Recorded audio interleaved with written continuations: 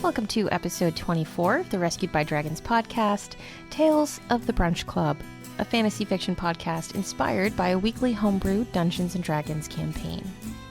In real life, my name is Anna Flemke, and in the D&D world, I joined this group as Sassy Garrick, a saucy yet brave gnome sorceress who's on a journey to find knowledge so she can control that wild magic that she just can't tame, and it leads to some very fun interactions, as I'm sure you know if you've been listening. So without further ado, I invite you to picture yourself in a cozy, torchlit tavern, ale in hand, gathered around a table with your closest comrades, waiting to hear the next chapter in the Tales of the Brunch Club. But first, a quick recap of our previous episode. The Brunch Club used 40 pounds of beef jerky to lure the giant off its high ground, but the giant never took the bait.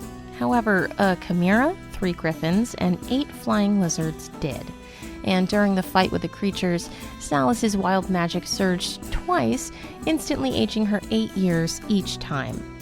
The next day, they found the 2 hill giants below a ridge and killed them, but one of the giants' heads was completely destroyed in battle. Because they could no longer use the head as proof that they killed both giants, they decided to cut off the giants' penises instead, in hopes that would be enough to convince Captain Pernold to give them the bounty. Episode 24, Sassy Thunderbush. The Brunch Club approached the gates of Elnor well after dark. The sentries asked them their business and what their names were. They told them they were working for the Selsons and had rooms at the Rampant Wizard Inn, then each gave their names. When it was Salas's turn, she had a bit of a unique answer. "What's your name there, little one?" "Sassy Thunderbush," said Salas. "Sassy Thunderbush?" Drusilla asked when they were out of earshot of the town gates. Salas shrugged. "Why should I give those guys my name? It's none of their business." "Damn straight, girl," agreed Diesa. The next morning, after brunch, they went straight to the Selsons' headquarters to collect the bounty on the hill giants. "I believe you owe us 4,000 gold," Salas told Captain Pernold as they walked into his office. The mercenary captain looked up from his desk and smiled at them. "I believe you owe me 2 hill giants' heads first," he replied. Vorjon reached his hand into the bag of colding and pictured the giant's severed head in his mind. He felt it materialize in the bottom of the bag. He grabbed a handful of hair and lifted the head out, placing it in the center of the large table Pernold used as his desk. Vorjon pictured the teeth they salvaged from the obliterated head. He scooped them up and poured them onto the table. The captain looked at the large molars and incisors and gave the group a questioning look. "What's this?" he asked them. "Well, that one's head got kind of squished, and that's all that's left." Captain Pernold stood up, pried open the giant's mouth, and frowned. "This one doesn't have all his teeth," he said, turning it around toward them, its mouth still open. "How do I know you didn't take those teeth from this head?" "Gods, we should have thought about that," Drusilla said. "Good thing we thought about those other things," said Alora. "What other things?" Pernold asked, his voice mixed with trepidation and curiosity. Vorjon placed the bag of colding on the captain's table. "If you could, please," he said, indicating the top of the bag. Pernold reached across the table and held the bag open, while Vorjon reached in with both arms. The Dragonborn's large hands barely reached around the circumference of the hill giant's penis. He withdrew it from the bag and placed it on the table. It stood upright, longer than a human arm. Vorjon reached back into the bag and withdrew the second penis. He placed it on its end next to the other one. It balanced upright for a moment before toppling over across the paperwork strewn about the table. Pernold handed the bag back to Vorjon and sat down in his chair. He stared at the grotesque, pale phalluses that were on his desk. He laughed a lengthy, loud, genuine laugh. Okay, he said, after his laughter subsided. That's more than enough proof." The captain called one of his guards over and handed him a piece of paper. The guard left and returned with a cloth bag filled with coins. Pernold placed them on the table. Salas gleefully grabbed the bag. Pernold interrupted them when they turned to leave. "You can take those with you," he said, gesturing at the giant phalli. What are we supposed to do with a couple hill giant dicks? Asked Diesa. Not my concern, Pernold said. 4,000 gold and 2 hill giant penises richer, the Brunch Club left the Selsons' headquarters. They walked back to the Rampant Wizard so they could count the bounty and divide it up in private. Salas and Drusilla counted out 5 piles of 800 gold each. Vorjon took a few coins off the top of his pile and slid the remainder toward Diesa. We haven't many opportunity to help people lately, Vorjon told her. I would like to help your family. Diesa scooped her pile into her bag without touching Vorjon's. I don't need your charity, Paladin, she said coldly. Vorjon looked hurt and stammered for a moment, taken aback by the rogue's refusal. It's not charity for you, for your family. Keep your coin, Diesa said. I'll take care of my family my way. I'll take your share, said Salas. Vorjon shrugged and sighed, resigned to the dwarf's refusal, and took his remaining share off the table. What should we do with the dicks in the bag? Asked Alora as she pocketed her share of coin. We could sell them, Drusilla offered. Who on Twell would buy those? Exclaimed Vorjon, surprised at the suggestion. You'd be surprised, said Salas. We could get them stuffed, mused Alora. Mount them as trophies in the lighthouse. They thought about that idea for a few minutes, but Salas insisted they at least try to sell them to a local alchemist. I hear they're used in some love potions and, other stuff. What other stuff? Asked Vorjon. The weird stuff, answered Salas. They had only walked a few feet from the Rampant Wizard Inn when a finely dressed courier ran up to them. He held up an envelope and bowed before the black-clad, silver-haired cleric.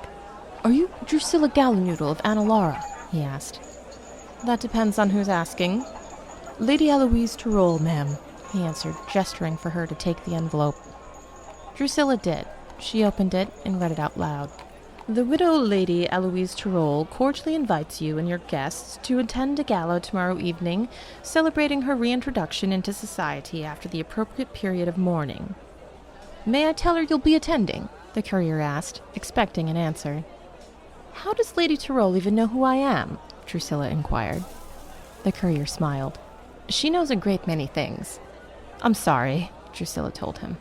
Please thank her for the invitation, but we did not travel with appropriate dress for such a formal occasion. Do congratulate her on our behalf, though. Yes, replied the courier. She assumed that might be the case.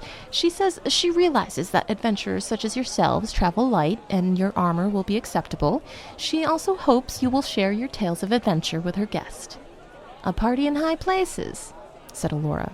Sounds like it might be fun. We might meet influential people who could help with access to library, pointed out Vorjon. Don't forget about the free food and booze, said Salas. Drusilla smiled at the courier. Please tell Lady Tyrol that Drusilla Gallinoodle and the Brunch Club look forward to meeting her. She handed the courier a silver coin. For your troubles, my good man. He smiled as he backed away, bowed respectfully, then walked briskly down the street. They stood quietly while Drusilla reread the invitation. What good fortune, Vorjon said, optimistically. It feels weird, said Alora. It does, agreed Drusilla. I think we should try to find out about the Widow Tyrol before the party. I agree, said Salas. But first, let's sell that giant hill peen, huh? The Brunch Club left their inn at the Granite District and headed to the Quartz District, where they hoped they could get a better price for the 2 items they wished to sell. They wandered around for a few minutes before finding an alchemist's shop. They entered. It was a strange-smelling place. Odors of all kinds wafted through the air. For brief moments, they could pick out individual odors, some pleasant, some not so pleasant. Mostly the smell of the place was sour and musty. A human woman with messy brown hair sat behind a long table covered in beakers, bottles, and bowls, not without a fascinating variety of stains. Can I help you? The woman asked. When she looked up at them, they noticed she had one blue eye and one green eye. We got a pair of, ingredients we'd like to sell, said Salas, smiling. Vorjon held up the bag and also smiled. The alchemist smiled back. Look, I don't mean to be rude, but is it a rare ingredient? You have no idea how many people come in here trying to sell me a funny-looking mushroom or a cow's eye, claiming they got it from a basilisk. A cow eye's too small for a basilisk, said Allura. The alchemist looked at her for a moment, then back at Salas. What you got? She asked, curiosity now evident in her voice. Hill giant dicks, said the gnome. 2 of them. Pristine condition. The alchemist laughed in much the same way Pernold did earlier. I'm sorry. You guys almost had me there. I'd be mad at you for wasting my time, but that was the best laugh I had in months, so you'd need a way bigger bag for that, though. At least 2. Vorjon placed the bag on another, emptier table. Bag of colding, he told her. And I never lie. He reached in the bag and deposited both of the specimens on the table. They've been in the bag of colding since they were, harvested, said Drusilla. The alchemist's dual-colored eyes widened with astonishment. She walked to the table and inspected the prizes closely. Look, I'm sorry I dadded you. I've just never seen them in their raw state. Where did you get these from? From a couple hill giants, said Diesa. Well, right. Never mind that, the alchemist said. I can give you, 350 gold for each of them. Salas haggled briefly and talked her up to 400 gold each, plus a free magic item identification. After the alchemist agreed to the terms, Salas handed her the second scroll of Fine Familiar that they had bought from Elnor's black market. Look, I need you to tell me if this is a fake, okay? That's all. The alchemist inspected it closely. She stared at it, focusing her gaze on it for a few moments, and then handed it back to the gnome. I'm sorry, it's fake, she said. I hope you didn't pay too much for it. Vorjon shot Diesa a smug, self-satisfied look. Diesa shrugged. What? At least one of them worked. Upon leaving the alchemist's shop, they decided to celebrate their profitable day with lunch and wine. They entered the first tavern they came across. While enjoying their food and libations, Drusilla mentioned they should bring a hostess gift with them to the gala to thank Lady Tyrol for inviting them. What for? Said Diesa, gulping wine directly from a jug while leaning back in her chair with her feet on the corner of the table. She should thank us for even showing up to begin with. Sounds like she wants us to be the entertainment. It's considered polite, explained Drusilla. Fine, whatever. Diesa relented as she took another big gulp of wine. We passed a jeweler's on the way here, said Allura. We could look there. Yay, let's spend our hard-earned gold on a rich bitch we don't even know, Diesa echoed into the empty wine jug she held above her mouth. She tilted back further in her chair to get every last drop of wine before toppling over backwards. A master of stealth and subterfuge, Vorjon muttered to the others. Allura guided them to the jeweler's shop. The sign above the door said, I don't care at all. That's pretty funny, said Salas. They entered the shop. It was immaculate, especially compared to the alchemist's shop. The tables, chairs, display cases, and counter at the back were all smaller and lower to the ground than the other shops they'd been in. Behind the counter sat an older-looking gnome. She had straight black hair that hung over her ears, but was cut into bangs above her eyes. She wore large round glasses with thick rims. Can I help you? She asked, without looking up, distracted by her work.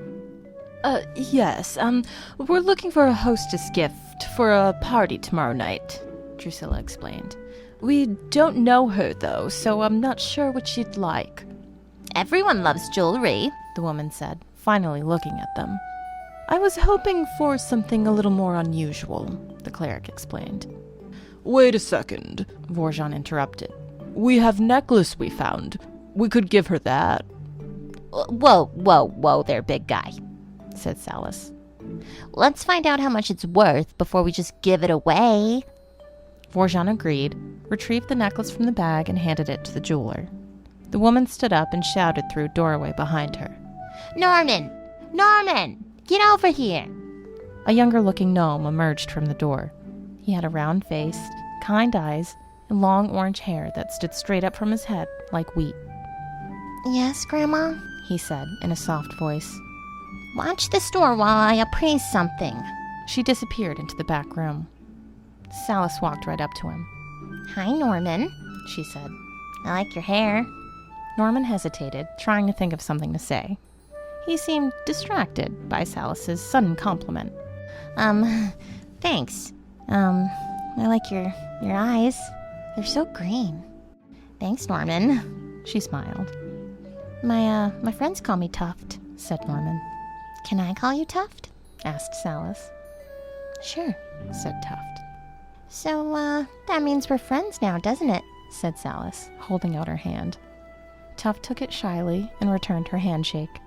Salis wants to bone Tuft, sang Diesa from the door jamb she was leaning up against.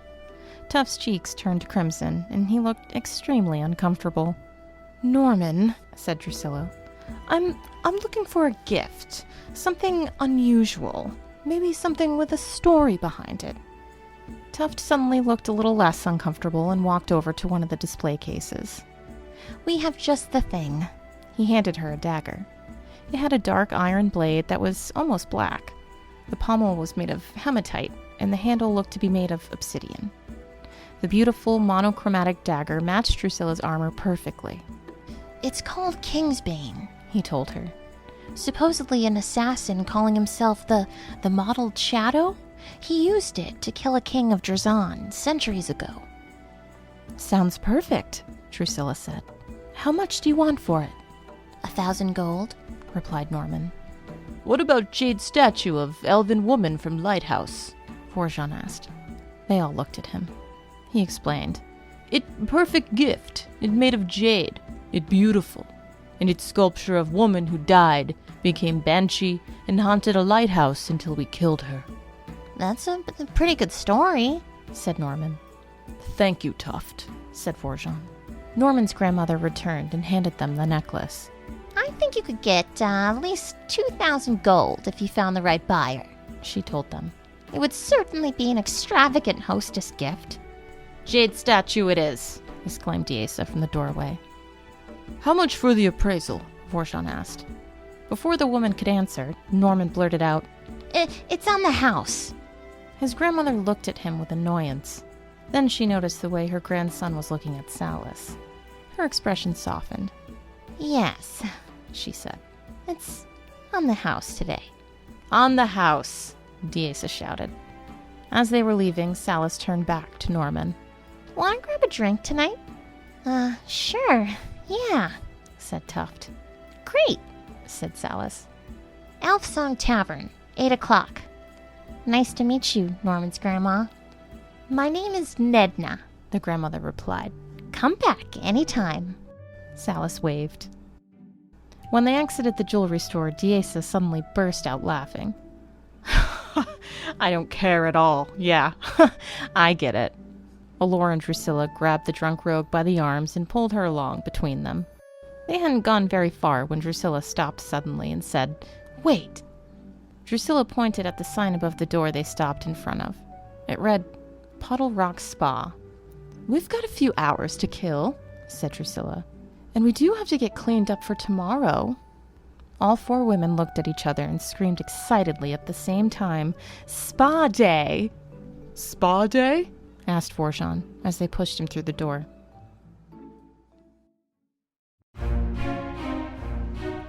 This tale will continue next week in episode 25.